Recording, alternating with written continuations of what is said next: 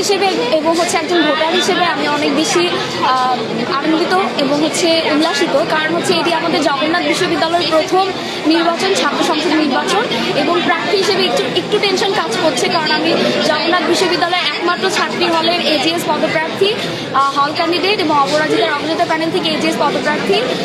একই সাথে আনন্দ কাজ করছে এবং টেনশনও কাজ করছে যে কি হবে সেটা নিয়ে। শঙ্কা যেটি আমরা গত দিন দেখেছি এবং বিগত দিনে দেখেছি, একটি শঙ্কা রয়েছে যে আমরা দেখেছি অলরেডি প্যানেল সুষ্ঠুভাবে সম্পন্ন হয়, সেটি হলে পরে আমরা আসলে নিশ্চিত। যকসু হচ্ছে, এটা জগন্নাথ বিশ্ববিদ্যালয়ের প্রথমবারের মতো একটা ইতিহাসের সম্মুখীন হচ্ছে, কারণ পরবর্তীতে আবার কবে যকসু হবে এটা কেউ জানে না, এবং এই প্রথমবার যকসু পাওয়া আমাদের জন্য এত সহজ ছিল না। অনেক আন্দোলন, কষ্টে, অনশনের মধ্য দিয়ে আমরা এই যকসু পাচ্ছি। তো এই অনুভূতিটা আসলে বিশাল, অনেক ভালো, অনেক আনন্দের, অনেক কষ্টের ফল এটা। প্রত্যাশা একটা সুষ্ঠু নির্বাচন হোক, যোগ্য প্রতিনিধি আসুক, অবভিয়াসলি ভোটাররা ভোট দিয়ে যাকে যোগ্য মনে করবে তাকে ভোট দিয়ে আসুক।